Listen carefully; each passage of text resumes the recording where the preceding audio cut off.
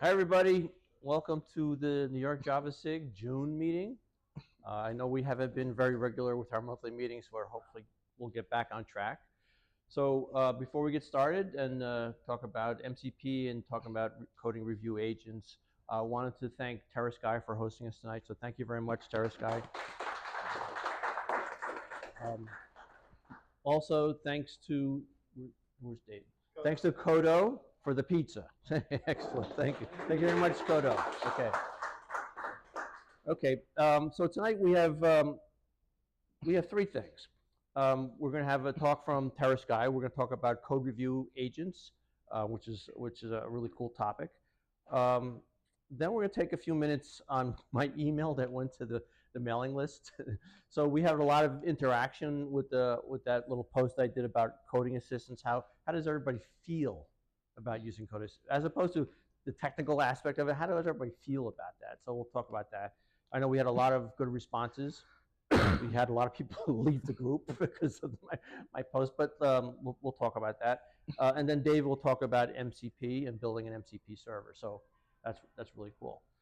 And we'll have our usual raffles at the end. So we have some really cool raffles. We'll have, who is not using IntelliJ?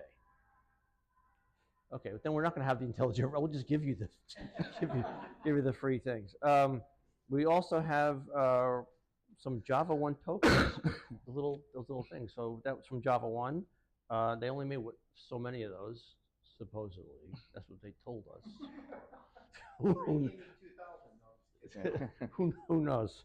You can melt them down to forge them. And then we have Arc Tree Raffle. So we had a speaker from a company called Hello to Tomorrow. It's hello2tomorrow.com.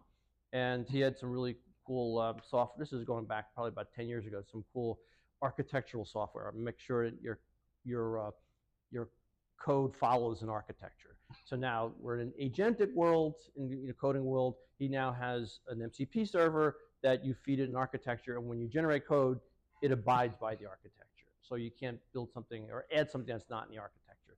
So he's giving a free raffle. And everyone saw my 50% discount for that. What was it? It was LangChain4j agents, right? So that's pretty cool. 50% off. So I think it's $98. I think it's 200. And it's 98 for us. So that's cool. Or you can go to my course on LinkedIn. Okay, so let me start off with we have talk from TerraSky on code review agents. This is really cool stuff. So it's all yours. Thank you, guys. So my name is Elad. As I said, we are TerraSky. TerraSky, what we're doing, we're just working with customers, mostly cloud native and generative AI. And this is what I'm doing in the last 3 years. I want to show you a very nice article that was written by GitClear. GitClear in the end of, let's say, beginning of 2025, took around 251 million lines of code from a very famous open source code, like Chromium, Kubernetes, React Native, VS Code, a lot of projects. And they have a very nice algorithm to decide which kind of line and VS, the actual revisions, the latest revision per year, were addition, deletion, updates. This is what they do. They help you to get an ROI from your code, from commit to production. And they find an interesting thing that happened in 2024. And take a look on the data. We see that the amount of line that were moved, and especially because code review, were decreasing over time. And the lines of adding new code were increased. And if we focused, and this is zoom in of what we saw before, by the end of 2024, there was more of copy-paste, and we'll describe or try to define what is copy-paste, over move code. What is move code? Move code is eventually means someone did PR, and the PR resulted in code moved or code deleted. This is what's happened before generative AI. When we now speak about generative AI, we see that the default behavior of the LLM agents, and again, it started with just chat to a fully blown LLM in today's, are doing less of it. And that's why we see much more code doing a copy-paste. It's not just a copy-paste, but it means that the coding edge didn't have all the context to understand that is created something that is already being added. So this is something that could be very concerned. And there is another research that I didn't quote here that say that we saw the amount of bugs and the quality in the code where you have much more code duplications. So what we can do with it? So if it was just, let's say a mistake or something happened just in one company, it's not. Even the companies that are building the foundation of the large language models are admitting that they do not write code anymore. And if you heard the news, like it was like 5-6 days ago, they now even warn us that their code is recursively building a new version of the code. And this is something that maybe in a few years, maybe in a few months, will be out of even us to understand what's happening inside. But this is really nice because he's doing great technology, but he's doing a lot of great PRs. In the other end of the equation, we know that we have code smell. We have code duplications. We still have bugs. Ability of large language model to comprehend all of our code is still limited. So what we're going to do with it? Most of the companies today, because we are focused, our management knows that we have our VCs, our SVPs, the board, they know that we can write code with generative AI. So that means we need to write much more features per day. So our focus shifted from quality code to just writing code. And it's not even us anymore. It's also vibe coders, citizen developers. Did you hear the citizen developers? Anyone now can write code. If you can write high quality code, this is something else.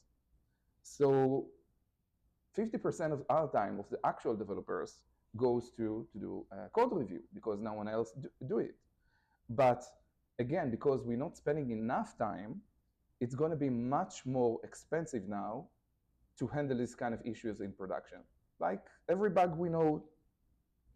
And again, we see today that companies that focus on observability and monitor production workloads see degradation on the amount of uptime they have every day, every month, every year. But let me try to be provocative, all right? No one do this thing, all right? We've done it in the past. JavaSIG, Java create bytecode instrumentation, but bytecode, no one reads a bytecode, all right? So maybe, let's say a decade we read it sometimes to, I don't know, for hackers, some hackers or someone want to understand anything, but we don't do it. We are blindly, and again, I know that I'm saying something provocative and it's not true, but we blindly supporting it. Same for, again, when we're running a make in C++. We do not check our C++ compiler results. We're not doing it. So my question to you guys is, why not treat LLMs the same way we treat compilers? Why not audit LLM-generated code by its behavior and think of it as the next generation compilers? Makes sense, no? So why do we even care about it? But it's obviously wrong. Think of it, I'm writing a prompt, okay? I'm working with a very, very sophisticated statistical system. This is it, end of the day, this is it. With trillion dimensions, and again, by any friction, this is much more complex than any of us can calculate and think in the same manner. But I can adjust to a higher temperature, to a lower temperature. I can change things. My prompt could be inaccurate in some ways. And sometimes I will write a code that needs to be thread safe, and it's going to be okay. Sometimes not, and sometimes I will even get to a race condition, and it's not going to work. And this is just in a very simple task. Think what's going to happen if even 1%, a fraction of non-deterministic will go to the Java. What's going to happen? So right now, I know that if I'm using my compiler, my bytecode JavaScript implementation, I want to use synchronize and define synchronize long count. and it's working. It's working in build 1, in build 2, in build 3, and build to infinity. And we have, as part of the spec, I think in Java 11, more than 11,000 tests just of JavaSIG to compile and make sure the version is okay. And every time they will not release if not all of the tests are passed. And it's, you know, like not just one company. Everyone who's every company that manage JVM. But what's going to happen if it's, as I said, just 1% of it will not going to work. So it's going to work sometimes, but in build 137, it's not going to work. For us as a developer, it means that, does it mean now that my JavaScript, I need to handle it as something which is unpredictable? And it means that not just I need to write the code, but I need to check the bytecode and check if it's okay. It's not going to work. So I need something that will be deterministic 100% of the time. But again, what we saw today, that some of, you know, like the old approach of doing code review means that I will write my own code, but then I will write my own unit test, then integration test. Sometimes I'll have a smoke test, sometimes, you know, like end-to-end test. But again, most of the developers today, and this is a fact, are not developers, are just anyone in the market that can have a Cloud Code CLI, write something, and it's a code for him. And they want to bring us this to production. So if I'm write code, again, not just as a developer, I will not think about how to automate the test, how to integrate it with the pull request. Will my senior developer, I have a get in my CI/CD, and I will not approve this PR to be merged to main again, but my developer now need to handle trillions of other things because they have generative AI. Wow, you need to do much more.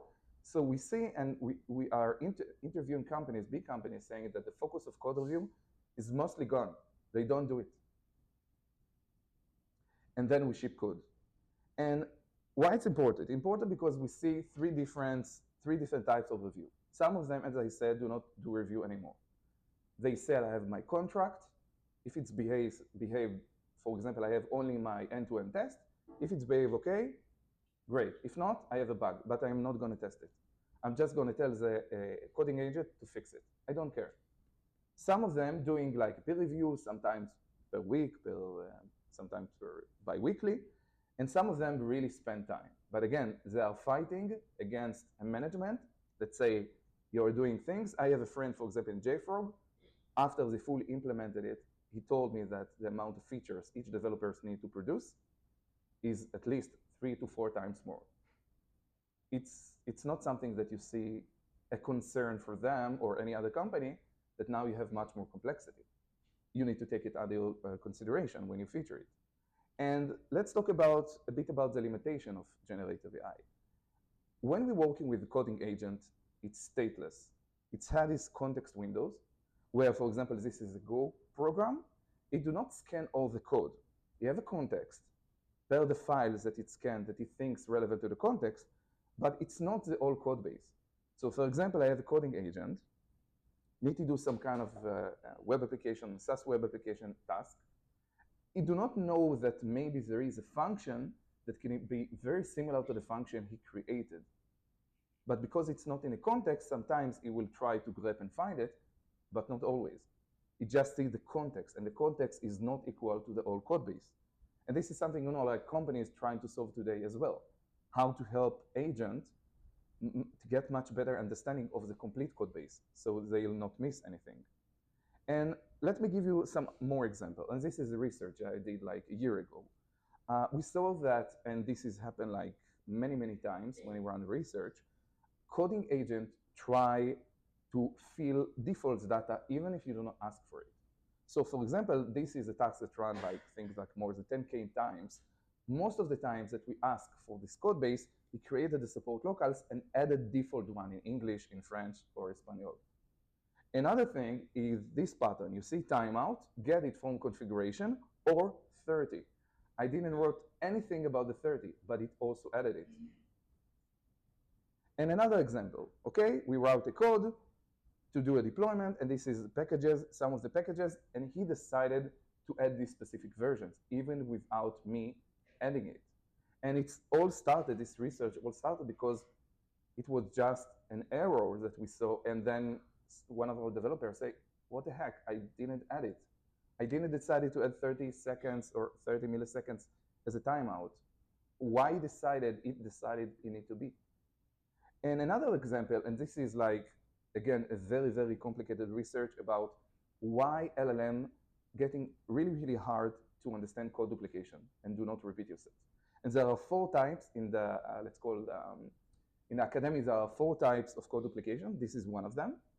And again, it's improving over time. And of course, this kind of situation may be already solved with Claude and latest LLMs models. But you see, it's getting hard to understand code duplications. And this is something, again, will be part of our code today. So why it's important? It's important because now we have slower to none at all code reviews. We have less code quality. And again, we need to commit everything, but it's less quality. We have more bugs coming to production. Our developers, because they now need to handle like 10 times and not just 1 or 2, the context switching need to be much more. And again, less efficiency. Decentralized knowledge base, tech depth. Again, if you're not doing or you're slowly creating code review, your technical depth getting more and more. You need to cover much more and you cannot do it. And of course, our development sentiment, we want to release a high quality code. And this is something that is going to be problematic. End of day, you can use any tool that you think. Qodo is a great tool. CodeRabbit is a great tool. But my 2 cents here is to say, you guys, that in our opinion, we do not think that this is something that even nice to have anymore. As part of any modern coding agent SDLC, you must have a solution. If it's inside, like your IDE, or as part of your CI/CD, or even today people are speak about harness, code harness, an automated way to run your coding agents need to be part of the equation. Thank you so much. We are a code review platform. We work at many different companies, like in there I was just saying that, Walmart and all that. The one thing is we have a huge amount of influx of people and repositories. I won't mention how many Intuit or any of our companies have, but they have a lot. We have a lot of data coming in, and we're continuously learning on this. I always do this one, and I'm not a sales engineer or anything. I'm an engineer. This is what I love. This is what you want to see. Isn't that correct? So you can shift left and do this, and you can understand that we have no bugs or rules violations or any requirement gaps or anything else like that. You're good to go. I mean, that's what everyone, you want to check in. You're running in anything right now, you're running your sonar and everything else like that. You're always expecting, hey, that's what you want to know, but how do you know you have that? I don't have one right here that'll give you, this is telling you there was a build failure. So we'll listen to your CI/CD and then help you out on how to fix the build failure too, and doing these things. So there's a lot of that, but that's it. Except like here's a dashboard that's really nice. Any managers or people overboard and you have a lot of different projects and you have to manage, like I still have to do at my prior company that I still come in on, and they built this for me because of that. Is one, I mean, we had big companies that paid a lot of money too for this. It wasn't just me, that they never build what I asked for. So, but this is really nice. This is a dashboard of all the different findings and all the different things so you can grok that kind of stuff. But enough of that. So please go ahead, check us out. You can see that. My name is David Parry. I've been doing this professionally for 30 years. So writing code and doing this as a consultant in the startups. Worked at Disney. I've lived everywhere. Yes, marriages do get ruined because of this, but I'm happily married now, so don't worry about that. I just don't have the ring. But again, like I said, so what am I going to talk about? We're talking about MCP server, and so first I'm going to go over, does everyone know what MCP server is? Model Context Protocol. I'm just going to do this really quick so we can see kind of how this runs, but then we're going to dive into this. I'm going to go more into the code. I try to be like Venkat or like Josh. I'm not the best, so people tell me you should show slides too. So really what happens, the request comes into the client. The client is the application. It's something they're hosting. And then it's going to forward that. So the application is there, and the client is the client of the MCP too, that is actually saying, okay, I have this prompt, I have information in it, I'm going to send it off to Claude. What I don't show you here, though, too, in the request, there's a lot of stuff that gets packed in there because you can have these tools. You put the MCP tools in there, you put your context in there, now you have skills, all that stuff that goes in. The LLM's going to start processing it, thinking, come back and say, hey, I want to request a tool because it meets my requirements, or you told me you must use this tool. So it goes back to the client. The client is really simply a proxy. And this is the other thing you have to know. In the enterprise, please own both sides. As the enterprise, you guys be the adults, be the professionals. If you can, you're building this software and everything, own both sides, or have a team that's owning both. What I mean by that is, like, the client's making a call, it's a proxy in through it. You're just using N8N or some other one. Sometimes they'll go and say, hey, you know what, we'll look at these tool calls and we're going to maybe see it and maybe we can do something with it before, save some tokens or something. Now you're like, what's going on here? But really, it's supposed to be just that proxy. It goes through the client and to the MCP server. And that's all the information from the LLM. So really, it's just the LLM says, I have no idea where this MCP server is or how to communicate with it or anything else. Hey, client, you're my proxy for this, but I'm adhering to the protocol and the requirement. That's what we're doing. I've written this Java app. It's very low level. It only uses Google JSON to do the serialization and deserialization, not for you to use it in production, but just so we can look and be intimate with the protocol so you understand the protocol. Go all the way through to the MCP server. You do your stuff on the MCP server. This happens to be the tool. There are many other things, but we're not going to touch all of them. We're just going to hit the tool. Comes back for the response to the client, who then passes it back on, because it's that proxy, to the LLM. The LLM takes the rest of that information, is done, and will finally generate the response. Maybe it'll call another tool because that can iterate through, and then you finally get your final outcome back to the user or back to the client that has handled that and get its information. What is going on here with this is a very simple protocol and very something simple. That's why it works really well in my mind. It's not overcomplicated and it works out and it goes good. Does anyone have a question about that? So before we dive in, yeah, you saw.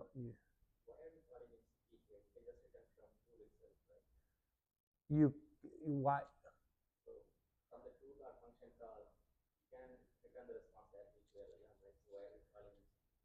Why are we calling? So the MCP server is hosting the tool to call the tool. So we'll hit on that and you have the tools. And remember this too, and that's a good question. So if you use your it's a protocol and it's RPC 2.0. It was made, and the protocol was made specifically to interact with the LLM. So that's the power of this. It is not something for us to sit there and say, well, hey, and if you give it to a coding agent, a lot of times, the coding agent will be like, oh, okay, well, I see you're going to call this prompt. And this prompt's saying, oh, call this tool and do all this stuff. Oh, I'll just be smart. I'll go call that tool and just pass in its response in the prompt and send it on in the beginning in the first place. And no, you just ruined the whole thing.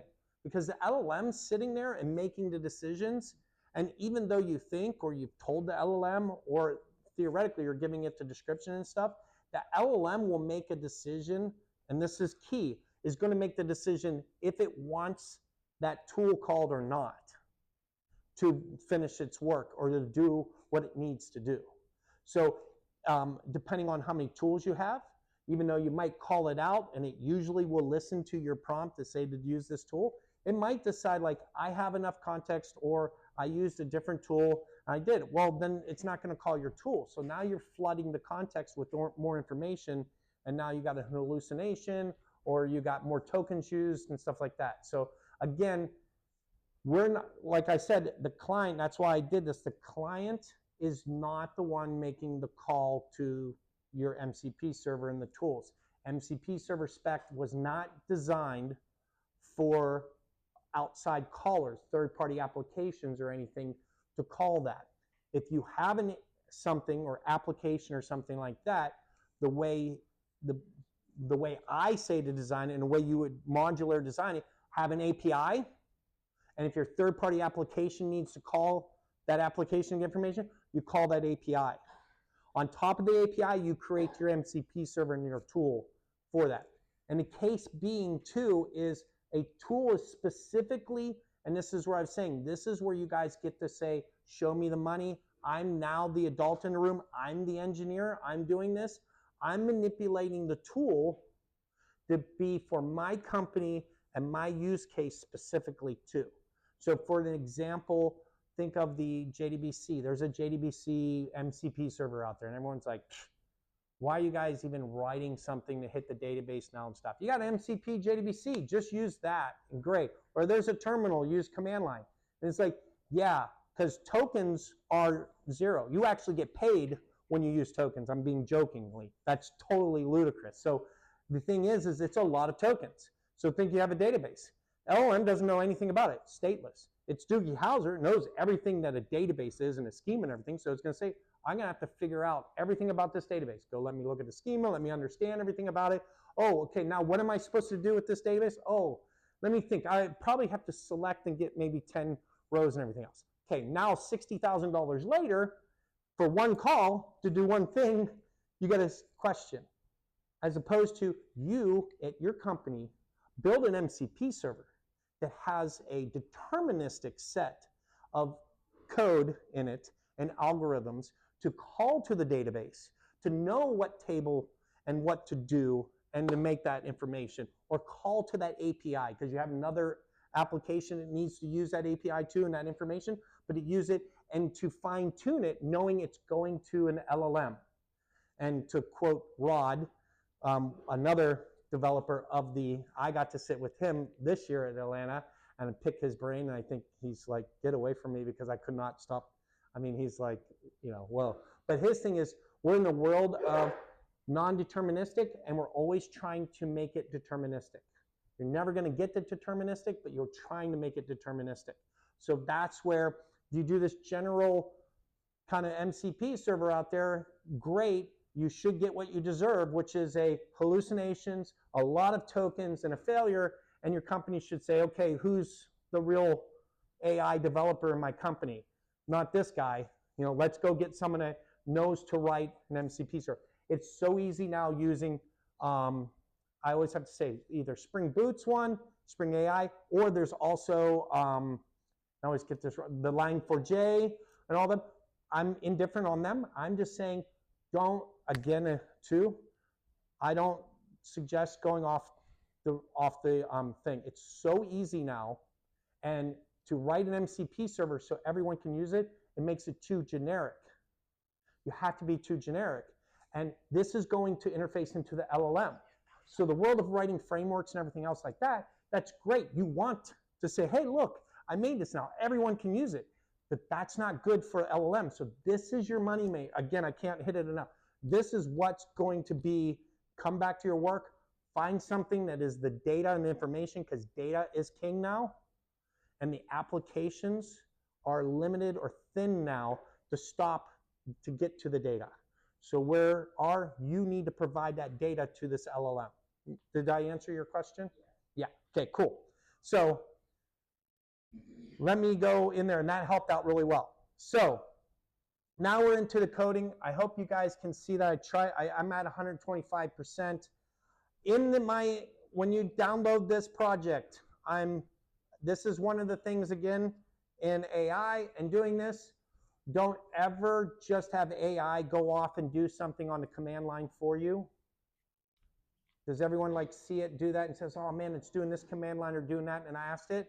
Have it immortalize it. What I mean by immortalize it, give me a bash shell script or give me a whatever shell script.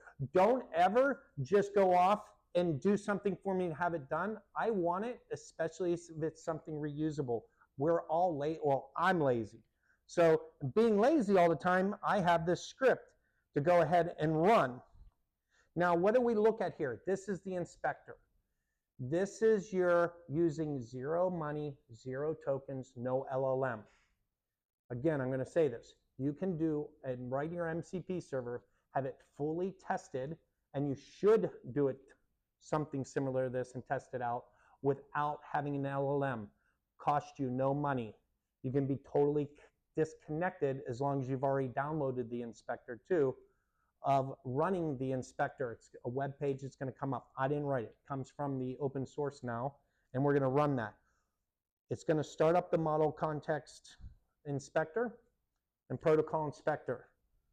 There are 3 types of transports. So right now, why do I say this? This is our crutch. You don't have to like sit there and say, oh, I'm going to go look. You should read the docs and do all that stuff, but I'm the RTFM man that, you know, everyone says that to me because I like to see it and touch it intangible. Standard IO, and that's what I have, the project, and streamable. I do standard IO is because that's like the one that you write to the IO, you have problems, and you're done. That's the more powerful one too because you have the client and that intimate connection on the same compute right there. The streamable one, yes, but think of this as the streamable one, hey, go build the project. Well, if you're hitting a streamable MCP server, it's stateless, it's going to go hit it, and boom, and now it's like, okay, and now I need to check out the project, or I'm going to do a build or do something like that. It's going to be too large of a tool to do something, and you go call it again, it has no context. It doesn't know, like, oh, you're the same call, I checked out this project for you because it's not local to your environment. So again, you know, no standard IO versus streamable, there's 2 of them. Don't do SSE. It's gone. It's, what do you call it, end of life. So basic setup I have here too for you is the config. Very close to like what you have in your cloud or whatever. So that's how you can go ahead and run this. And you can do all the security with it too in the headers, but we're not going through all of this. I'm going to hit the tools, okay? So one of the things with the tools in the protocol is going to say list the tools. And then there's our keyword. So part of this is like you saw, we had that whole diagram. What I've done is I've print out a log for us. And man, this guy should have open in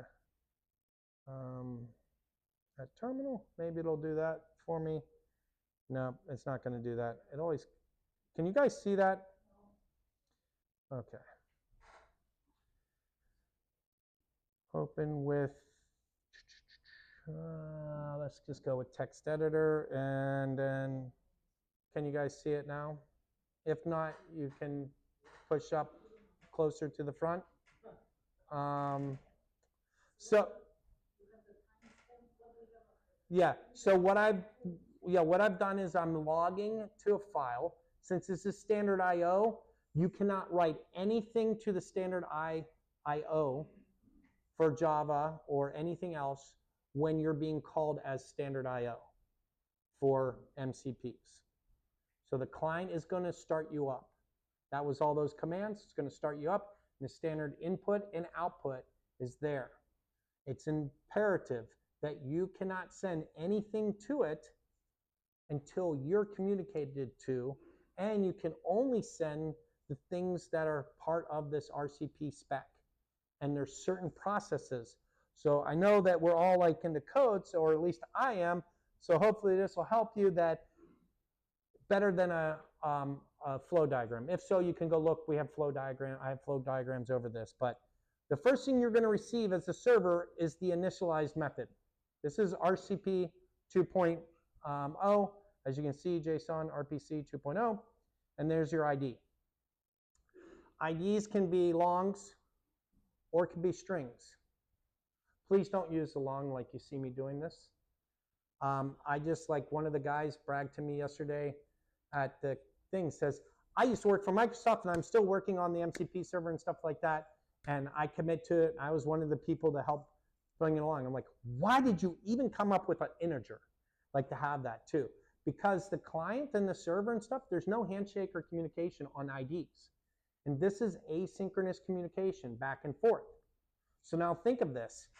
Well, hey, IDs back and forth. When they first started, though, to their thing, they didn't think about it, and they're just throwing the code in. Some TypeScript developers not thinking about this is that, hey, boom, we might have the server want to communicate to us too, but they didn't have that yet. So now they do, and so you'll see that I have just hard-coded some numbers in there just to make it show, to be very specific to you.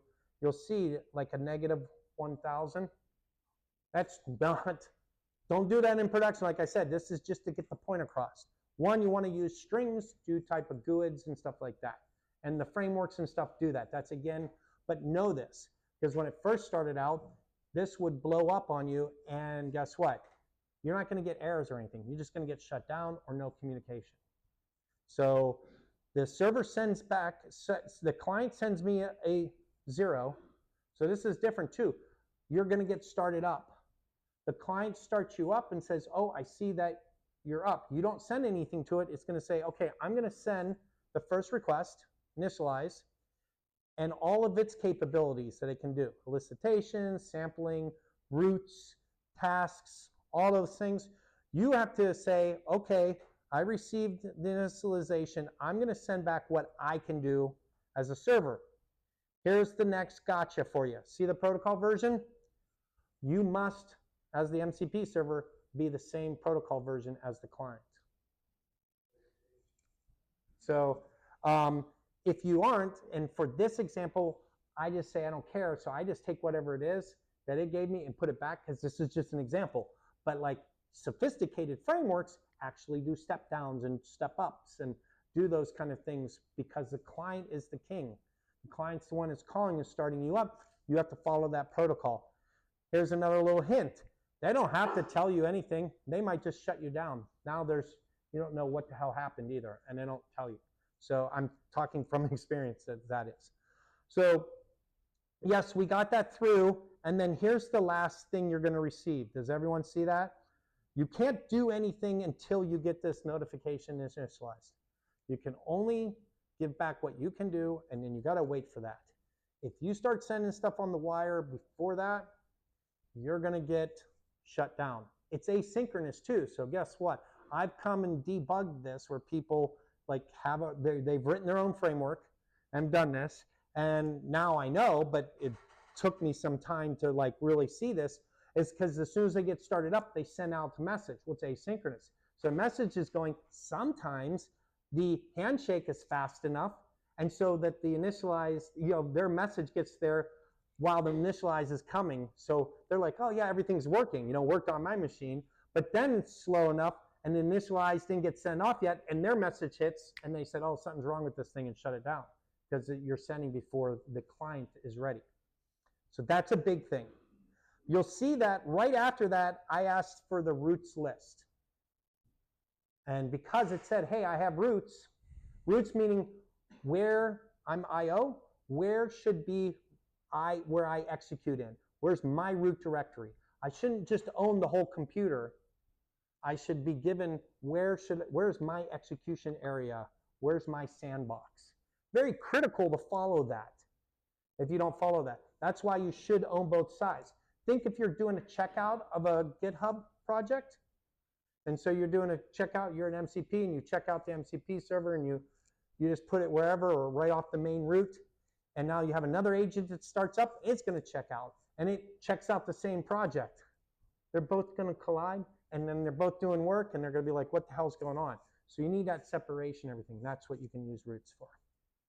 Make sense? I'll pause for a second. Cool.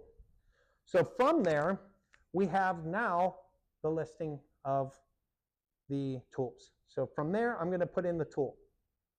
I used to say put the routes in there and do that, but what I'm going to show us is we're going to talk about using the task.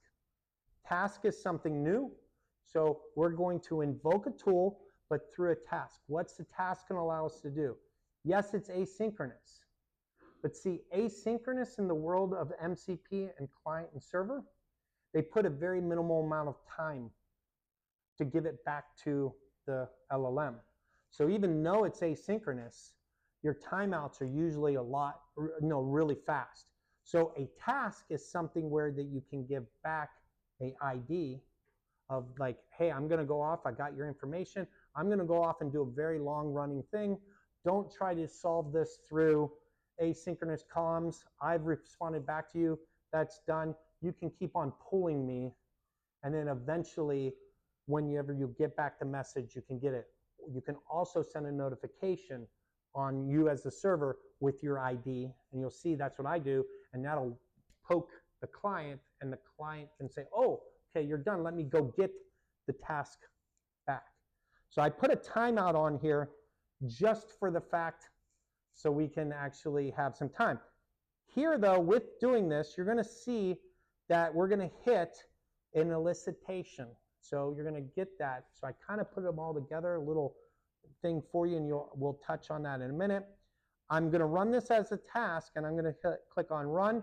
And I have a little thread, and it's just a timer, and it's going to wait for a second so I can come up here to the tasks and we can see it. Because you'll see it says working, and then it'll say completed. So I'm going to go ahead. I have the task. I'm going to say run the tool, and I'm going to go to the tasks, list the tasks. Did I not have the checkbox? Now go figure. It's supposed to show me. Oh, wait a minute. It hasn't. Sorry, my bad. I haven't started a task yet because I have the elicitation. Until I get the elicitation, I haven't started my task and started running. This is asking me for the directory. So I can just do a PWD, and all this is doing is this is a simple MCP server. It's going to search for a keyword in the directory you want it to search. It's just to get the point across. So I'm going to say submit this. When I submit this, now we'll see that the task has started. It's working. I got this thread slowing down. You'll see that the status came through here too. So your workbench shows you the status here too, but you can't always trust this. That's why I have the logs there, because we want to see all of the data, the inputs and the outputs, so you can learn this. So we're going to go through that, and we're going to see everything that this tool did, because the tool responded back and returned back one result in a file that found the keyword Java. So all that search requirement and all that MCP server was supposed to do is says, return me back the list of files that have that keyword in it and the count. What's good is that? Well, it could be something like, I'm a tool that I need this. When you ask the MCP server, look, I really need to know the relevance and why is it really relevant for this word Java to be used. Then it's going to go look at that search and see the hits of how many times it's in there and the paths of the files, and grok that and say, now I know what's the relevance of it, and find the top one and say, and maybe you put that in the prompt, tell me what file has the highest one and what's the relevance, and it'll say, hey, the word Java's in here because it's in the Java doc and it's in all the Java docs, and holy heck, it's part of all the package names, and that's why you have 400 occurrences of the word Java in there. But that's the LLM, because the LLM is only just going to get that information and maybe use another tool to read the files. And from reading the files, it'll be able to grok that. If you see how all the pieces get put together now, I'm doing that. So little small pieces. Don't think of the MCP server, even though you have these tasks now, I just showed you can do long running, don't have it do a lot of stuff. Have it do very specific, but be in the knowledge of your company. So start thinking, what can I make available to these LLMs to be powerful, to make us to be able to make our agents powerful too. So think of your agents that are going to be doing steps and need to go call out to get a piece of data or information. And I'll give you one other quick example if that doesn't kind of trigger.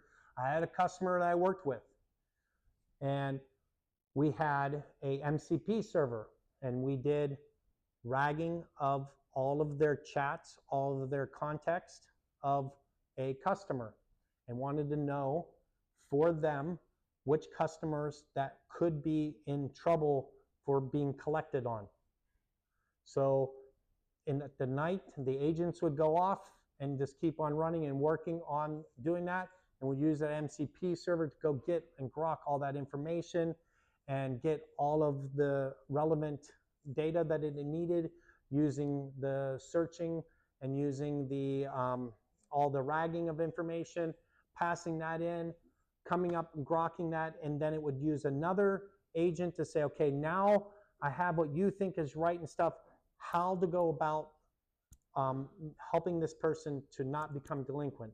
So then another agent would go and grab MCP server that hit the policies.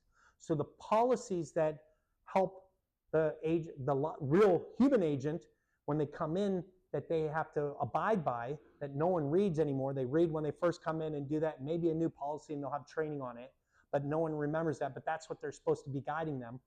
Now these software agents that are running, these autonomous agents are running, hitting that policy, using the MCP server to get that information, to come up and to work with the other agent to say, okay, here's what you've come up with and the reason, and here's the policies and everything to help this customer get back into the green. Does that kind of help out? I mean, something other than doing software and using agents for software, that's a real business problem that we actually put all the way into production. And so human agents come in now, instead of them trying to figure out what to do, they just got a list. Here's the different ones. Here's each one you got to do. Here's the call. Here's what we suggest. You have the human in the loop because it says, here's what we suggest you to talk to them about. Do this. Here's the different ideas. Here's the root of truth. So I can't say the company's name, but it's something truth. And it would have a reference to where the policy is to say why. So you always want it grounded in the evidence. So the humans reading it saying, yes, I trust you. So we have that. We did the task. Let's go look at the logs. And does anyone have a time check on me? How much more time do we have? I didn't know when I started, so. 7:40 now. You got about 20 minutes. Okay, 20 minutes? Okay, great. So if we look in here, it went through. If this guy is not going to, I'm gonna I'm gonna close this guy because it didn't it's not refreshing. So let me just open it in Finder again, and we'll be able to see it's updated. Okay.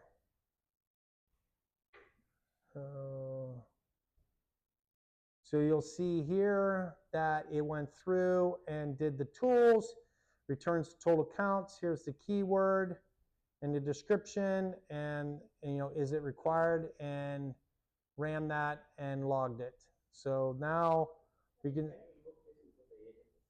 say,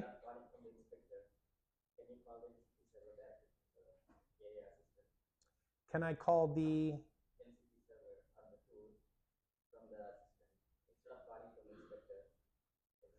Can I call from like a agent and log it and have that add in? Yeah, I can add it as a mcp.json. It'll work the same way.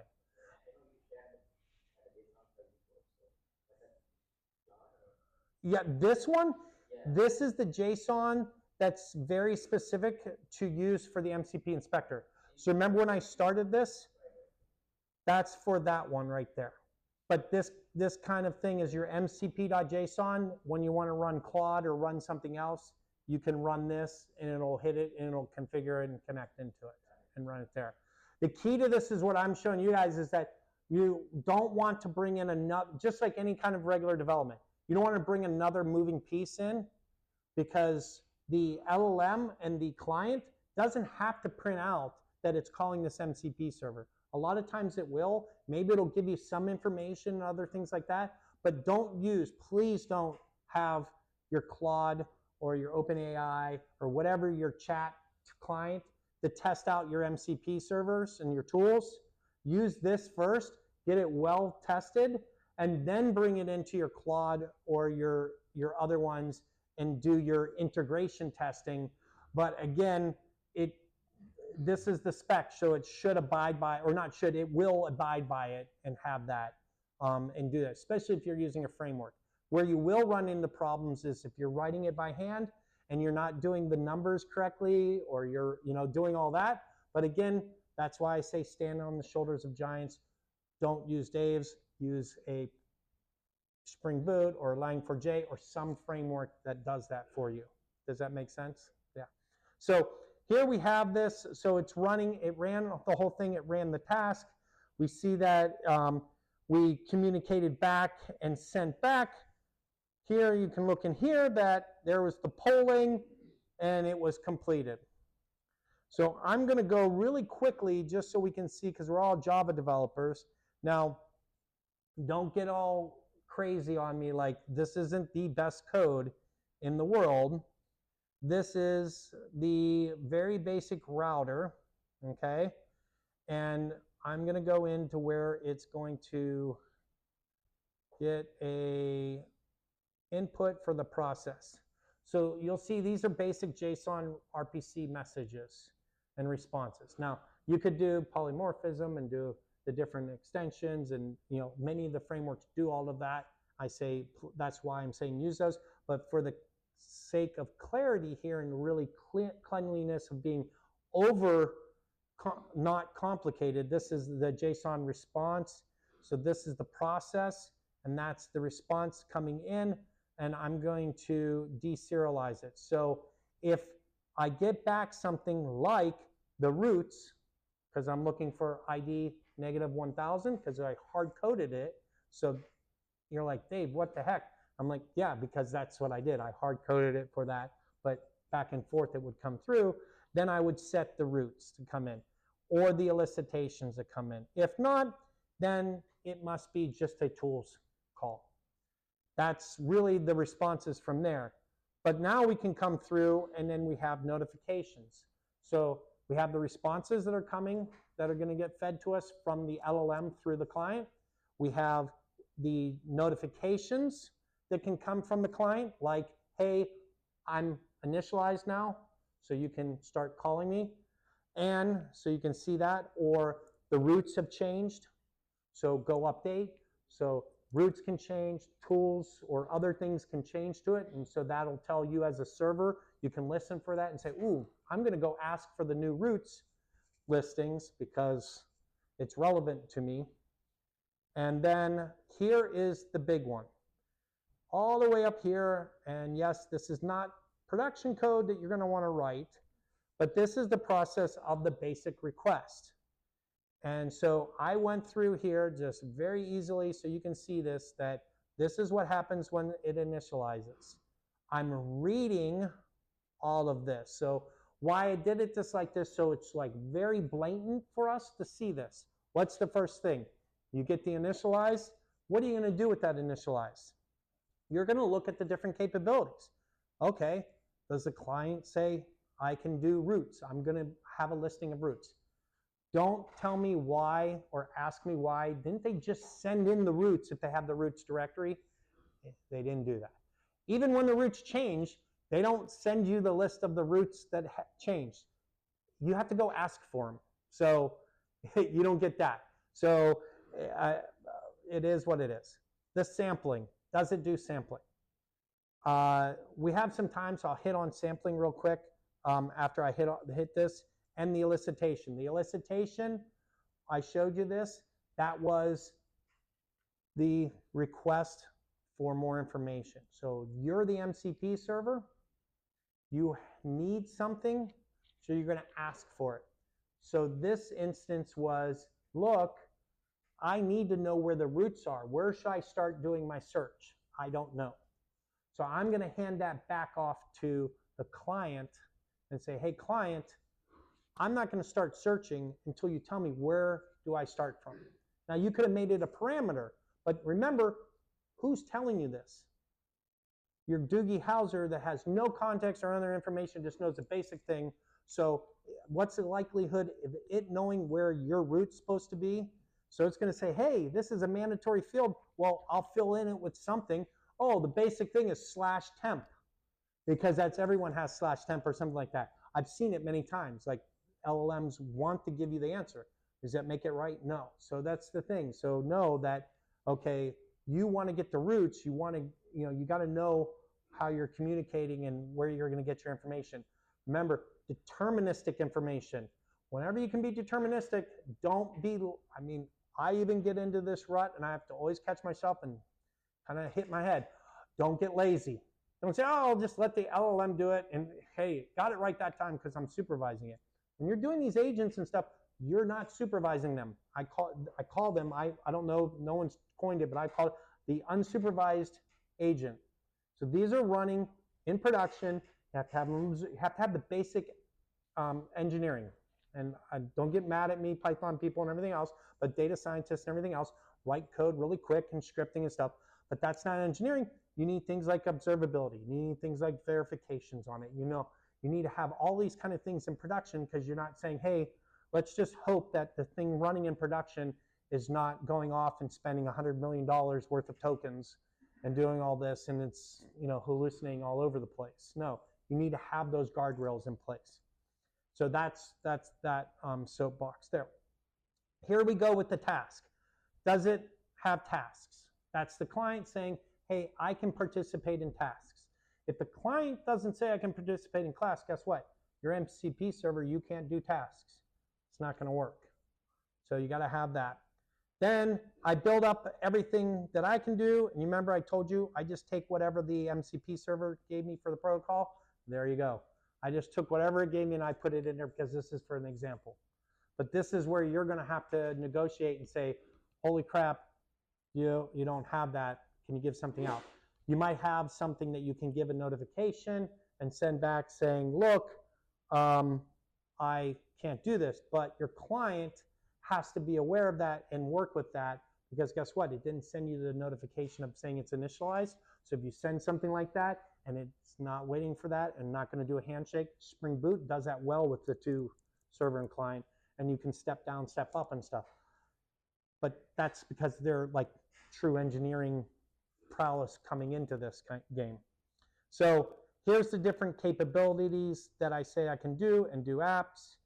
And there we go. So then I send it off to it. And then there's just the best ones. Hey, give me your prompt lists, get me my prompts. Here's the tool list. When I click on the tools, that's what happens, and your client says, hey, do that. Basic RPC messages back and forth. This is just to wet your whistle in 1 hour to get kind of things going there and get into the low level of knowing that pieces of data so that you can see all the different information and the searching. Now from there, let me see where I was with this. Okay, I have all of that. And if anyone has a question, I can try to really quick come up with my Claude and do add this as an MCP tool. Does anyone have a question? Yes. Quick question on the protocol. Mm-hmm. Like when the client sends a request to LLM, does it send a list of all the MCP servers and do this so the LLM can decide which tool to call? Yes. So What was the question? So he was saying, when the MCP server, does it have the listing of all the tools, correct? And that goes to the client. Yes. So the client's sitting there. One of the things client's responsibility to do is saying, look, I've registered you as an MCP server. I can communicate with you. I could elect, and this is critical, I can elect to start you up right before I want to call you, or I can elect to start you up when I first start up myself and then keep you running. So it can do whatever it wants to with you. It can start and stop you anytime it wants. So it can do that. And then it says it's up to the client to be able to say, I'm going to grab the list of MCP tools. And so that's where it calls and say, hey, give me the list. And it has the list in the API. So right here in this message here, you'll see here, this is the tools. Here's the name keyword, the description of it, and then its input schema. It takes one thing, a keyword, and all the description of it. And is it required? Yes. Which one's required? And any metadata, which this is part, we're not hitting on that. That's part of the application to go get it. And so that is there. The client's going to call and gets that list of tools. This is where I say own both, because you do not want, usually, you're not going to want to just say, oh, I'm going to be lazy again. So again, being lazy, you could say, and I'm saying it's lazy for you, but I'm a developer. I'm lazy. So I'm going to say, hey, I got an MCP server. I'll just say, give me all your tools, and then shove it into the context to go ask the agent, have it do it. Now it's like a kid in the candy store. what tool am I going to pick? What am I going to use? There's a whole bunch of them, and it's not going to probably get it right and hallucinate and go crazy. So that's where you need to have your agent who is running the client. You have the client there with the agent, and because that client's using, the agent is using that client as that proxy to communicate to the LLM, or not the LLM, the MCP server. So it's going to say, hey, MCP server, you're a tool, you're an MCP server and use, here's your list of tools. And then you say, okay, what tools for this prompt do I need to use to make this prompt in the LLM to work, or maybe work? Because you might not need it. So you might give it a skill too, and the skill is not a tool, not the same. So don't go home and say, well, Dave said MCP servers only. They complement each other. The skill is a set of steps and procedures of how to do something. And that how to do something is using tools. So inside of how to do something, sometimes it says, oh, because of this, this, and this, I'm going to use this tool. Because of this, this, and this, I'm going to use this tool instead. So it could have that kind of information and instruction to LLM, give the LLM a very good set of instructions on how to do work. So you give the tool set in the LLM in the prompt the two tools only. Because through that skill set and that working, that LLM is going to do that. Make sense? Okay, cool. Yeah, if you can't tell, this is what I do all day, and it's really, I get in there because it's like, oh, please don't do that. I've seen so many people have like 1,000 MCPs, not just the context. It's just, you're just not going to get a good answer. Say again? Mm-hmm.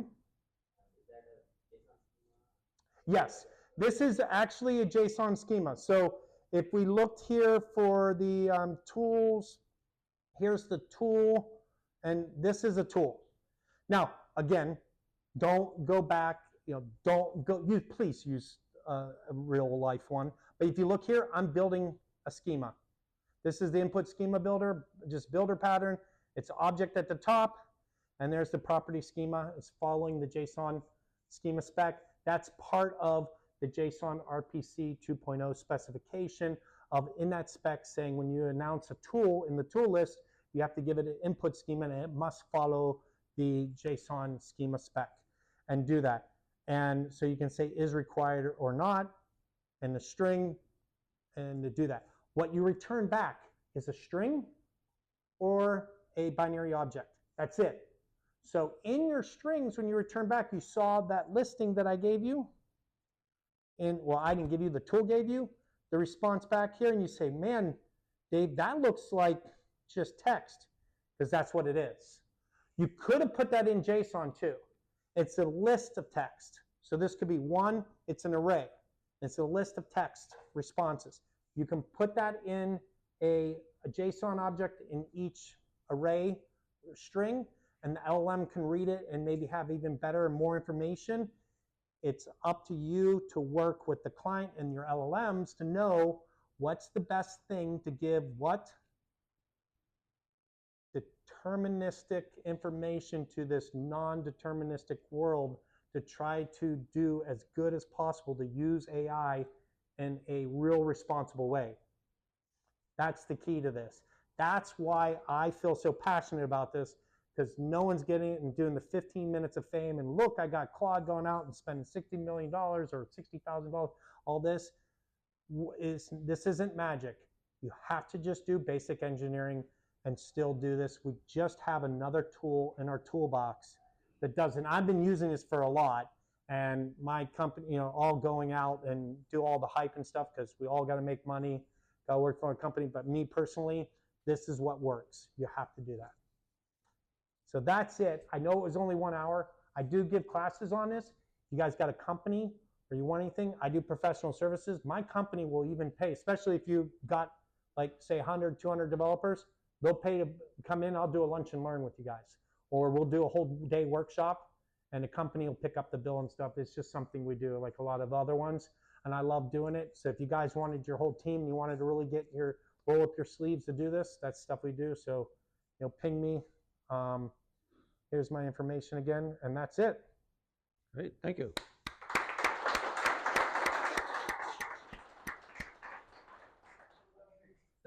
So let me see. The July we have what do we have? We have Ted Young. We have Simon Ritter coming. What's in what's in September?